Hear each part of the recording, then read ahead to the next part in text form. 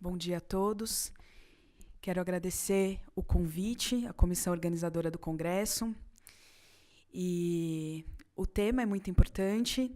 As aulas excelentes que me antecederam já facilitaram muito aqui a minha exposição. E eu fico muito feliz de estar em companhia de professores tão ilustres. E o protocolo de segmento dos fetos restritos, ele é um tema bastante extenso, mas eu acredito que a gente, em 20 minutos, consiga colocar os temas mais importantes sobre esse assunto. Então, os desafios eles não são poucos. O primeiro é conseguir fazer o diagnóstico. Como o professor Nardosa falou, a predição ela é limitada. Então, a responsabilidade cai em cima mais do diagnóstico, que também não é um tema simples, que foi o tema da aula passada, né? Uma vez que é feito o diagnóstico, também seria interessante a gente conseguir fazer a classificação desses fetos em restritos tardios, restritos precoces e pequenos constitucionais. Como já foi falado também, existe uma intersecção muito grande entre os restritos tardios e os pequenos constitucionais. E muitas vezes a gente não consegue fazer essa diferenciação. Mas, se a gente conseguir, com os instrumentos diagnósticos, diferenciar essas duas situações, é um cenário mais interessante. Por quê? Porque o segmento é diferente e também o porvir obstétrico é muito diferente entre essas duas situações. A dupla velocimetria ela ganha destaque como método diagnóstico não invasivo, né, e de segmento dos fetos restritos. E as artérias uterinas e as artérias umbilicais elas nos auxiliam a acessar a função placentária, principalmente as artérias umbilicais. Uma vez que estamos diante de um cenário de insuficiência placentária, pode ocorrer uma injúria cardiovascular do feto, e a artéria cerebral média e o ducto venoso conseguem nos auxiliar em determinar qual está sendo a resposta fetal à hipoxia.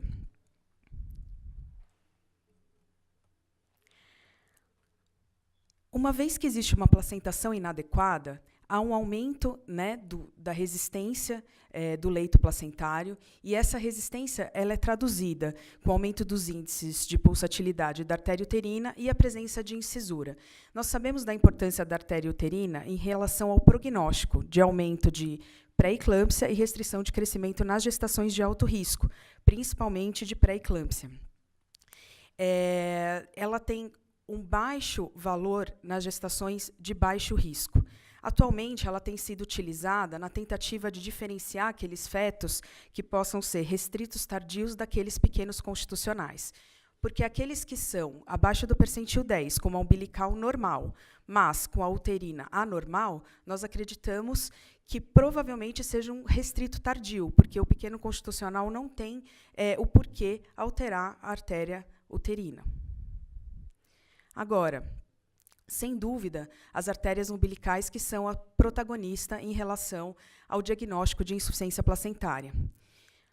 Nós sabemos que, se houver um comprometimento maior do que 30% das velocidades placentárias, esse comprometimento ele é traduzido com aumento de resistência do fluxo sanguíneo das artérias umbilicais, principalmente com aumento do índice de pulsatilidade. Então, diante de uma insuficiência placentária, pode haver a presença de uma restrição de crescimento fetal precoce, em que o diagnóstico normalmente é feito antes de 32 semanas e existe uma anormalidade das artérias umbilicais. Porém, a insuficiência placentária também pode cursar com uma restrição de crescimento fetal tardia, em que a Doppler velocimetria da artéria umbilical é normal, coincidindo com aqueles fetos pequenos constitucionais. Daí começa o nosso dilema diagnóstico.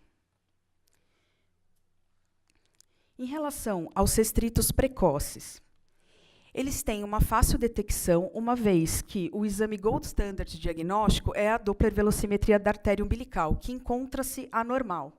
Então, os métodos diagnósticos funcionam adequadamente, apesar deles serem casos mais graves, porque normalmente o nascimento acontece em idades gestacionais mais precoces, o manejo ele é mais fácil, porque ele é muito melhor determinado, né? Normalmente, essas mães já têm a presença de comorbidades maternas, 80% delas, então são mães que já são mais vigiadas, né? E o protocolo é muito bem definido.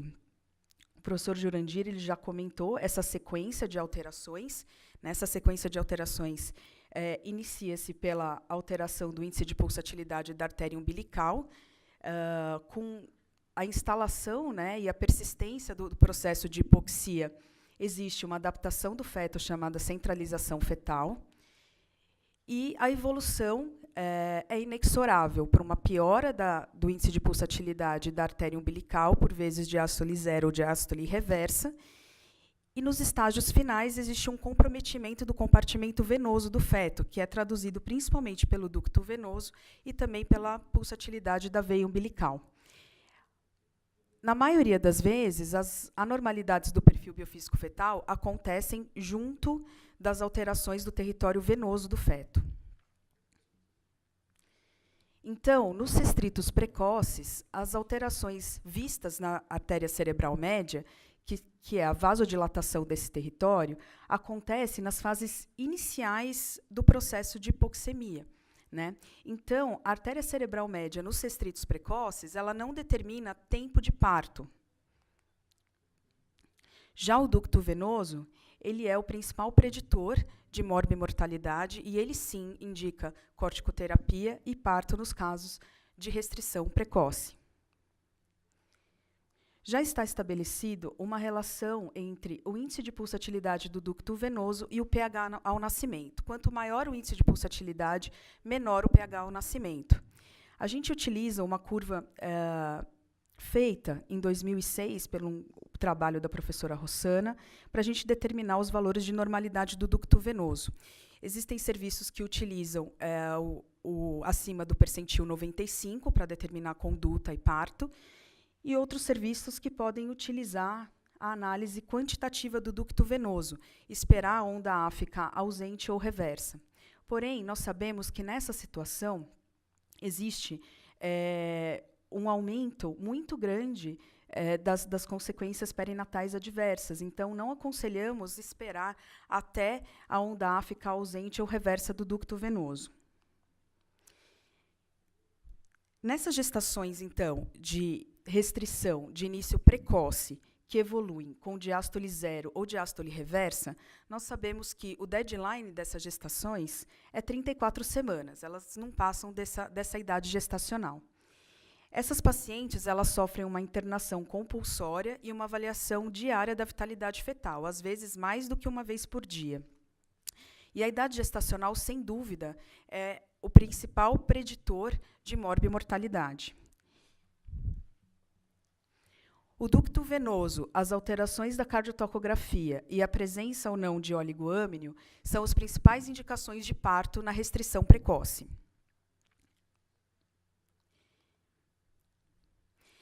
Como esses nascimentos acontecem normalmente abaixo de 34 semanas, além do timing do parto, esses exames de vitalidade eles são muito importantes na determinação da hora de fazer a corticoterapia. Porque a corticoterapia, nós sabemos que ela diminui todas as consequências desastrosas perinatais, né, de um feto prematuro, principalmente se o nascimento acontecer antes de 28 semanas.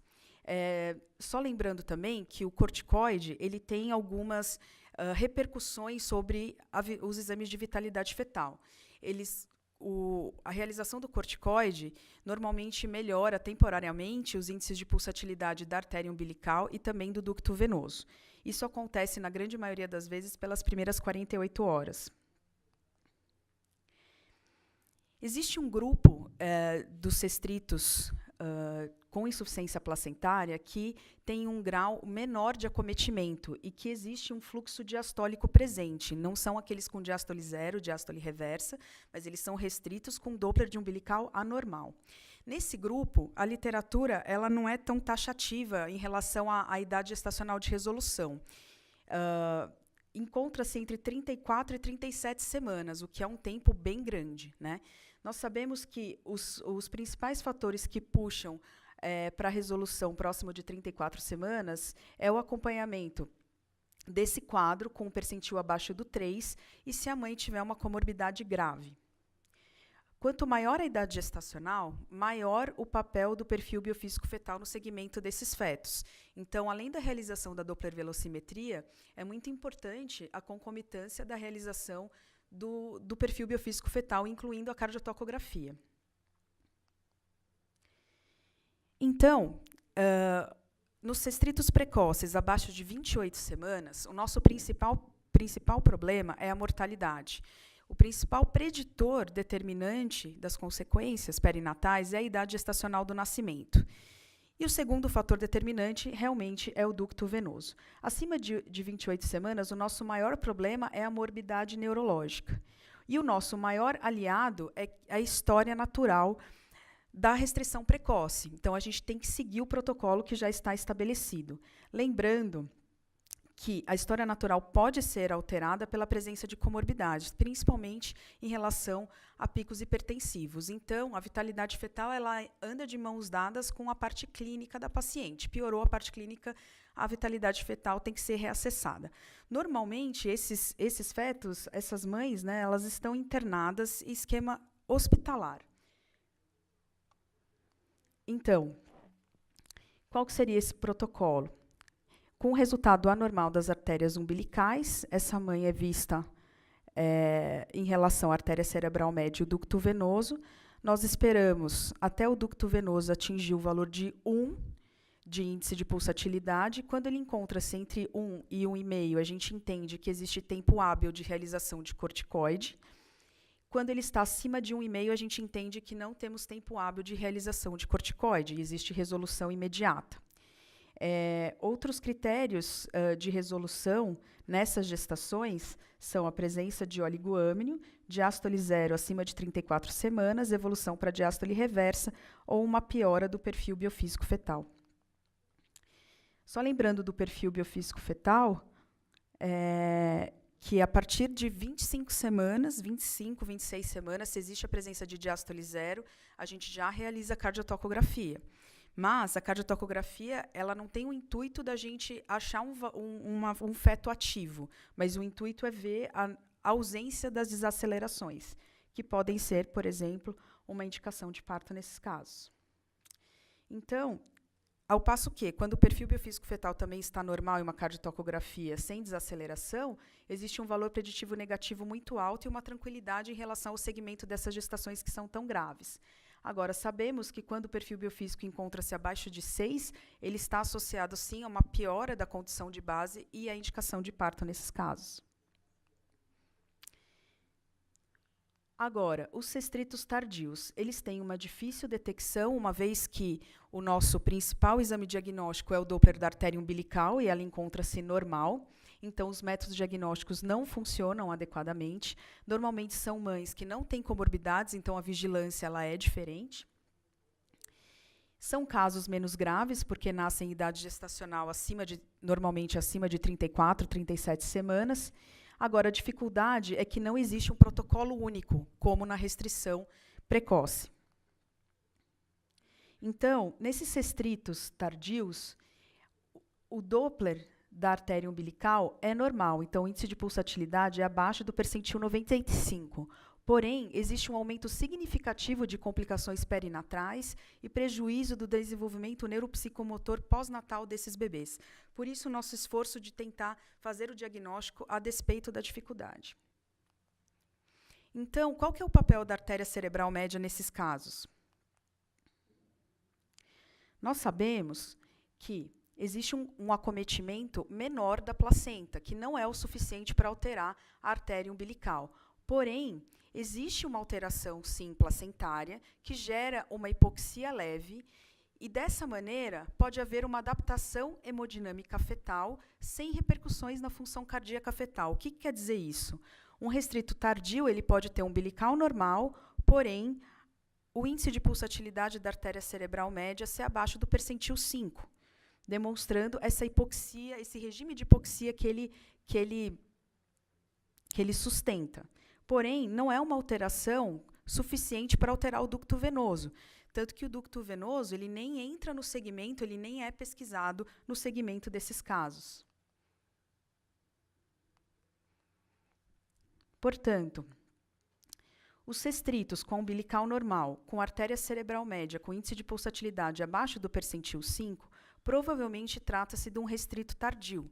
Quando a artéria cerebral média ela é normal, o índice de pulsatilidade é acima do percentil 5, provavelmente estamos diante de um pequeno constitucional. Porém, ele não exclui totalmente a possibilidade de um restrito tardio, que pode ainda vir a alterar a artéria cerebral média. Porém, a artéria cerebral média persistentemente anormal praticamente nos induz a pensar que se trata de um restrito tardio. E essa diferenciação de restrito tardio e pequeno constitucional não é meramente para saciar uma curiosidade científica de nós médicos que estamos assistindo essa paciente. Nós sabemos que os pequenos com artéria cerebral média vasodilatada, eles têm consequências muito piores em relação a vários desfechos. Por exemplo, esse gráfico, publicado num trabalho de 2011 por Martinez, ele mostra que os restritos com cerebral média vasodilatada têm maior taxa de cesárea do que os restritos com cerebral normal e do que os fetos adequados, tem maior taxa de cesárea por sofrimento fetal e tem maior taxa de acidemia ao nascimento, que é o gold standard diagnóstico de sofrimento. Frente a esses conceitos da artéria cerebral média, vários protocolos começaram a surgir desde 2014.